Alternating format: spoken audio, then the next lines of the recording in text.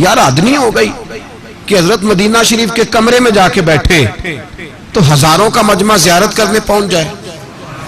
میں نے ایک سفر مدینے کا حضرت کے ساتھ مجھے اللہ نے موقع دیا ایک سفر پہ, میں بھی حاضر تھا, حضرت بھی وہاں تشریف رکھتے تھے.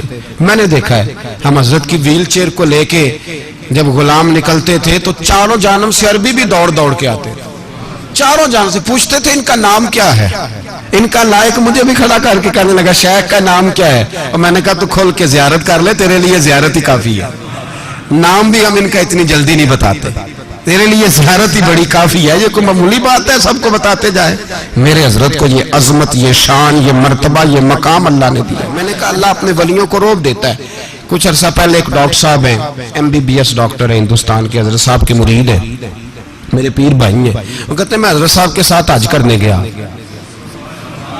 میرے بال بچے بھی ساتھ تھے, تو حضرت کی نظر ظاہراً کافی, اب ظاہری طور پر, ورنہ تو اللہ نے انہیں بصیرت کی آنکھیں عطا فرمائی ہوئی, ظاہری طور پر نظر مبارک کچھ کمزور ہے, طبیعت بھی بڑی, زیادہ محنت کی انہوں نے, سالوں میں صدیوں کا کام کیا دین کے لیے.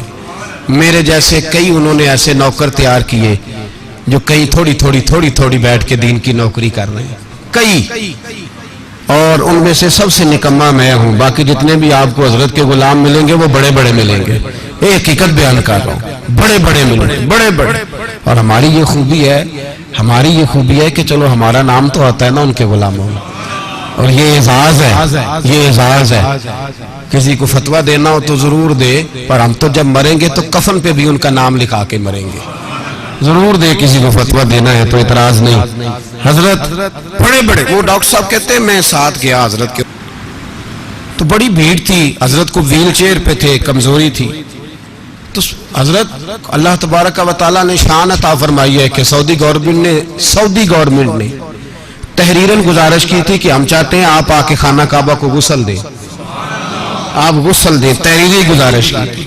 وہ آگے ان کی موت ہے, وہ مانے نہ مانے بات علیحدہ ہے. تو حضرت تشریف لے گئے عمرہ کرنے, اب طواف ہو رہا ہے. تو ڈاکٹر صاحب کہتے ہیں کہ ساری زندگی وہ پتہ نہیں کتنی حاضریاں دی حضرت نے, کتنے حج کیے, خدا بہتر جانتا ہے. کہتے ہیں بہت زیادہ بھیڑ تھی, تو اچانک فرمانے لگے ڈاکٹر صاحب میں نے حجر اسود کا بوسہ لینا ہے. کہتے ہیں میں پریشان ہوا کہ اتنے رش میں, حضرت کی طبیعت بھی علیل ہے تو دھکے بھی پڑتے ہیں, حجر اسود کا بوسہ لینا کوئی آسان کام ہے؟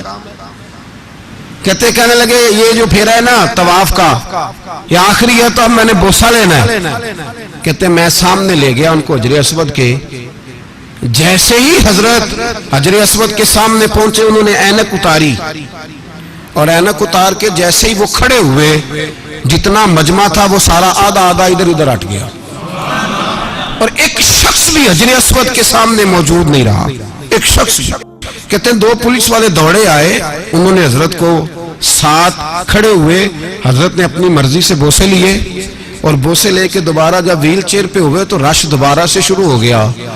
اور ڈاکٹر صاحب بات بیان کر رہے تھے تو میرا دل کر رہا تھا ان کے کان میں کہوں بات یہ نہیں, بات یہ ہے کہ حجر اسود نے کہا تھا آؤ ذرا جاتے جاتے میرا بوسہ تو لے جاؤ. تو حجر اسود نے آواز دی تھی, تو جب کسی کو بلایا جائے تو پھر اللہ بندوبست بھی کرا دیتا ہے. رب کریم نے بندوبست کرایا تو بات ہو گئی, اللہ نے انہیں یہ اعزاز بخشا.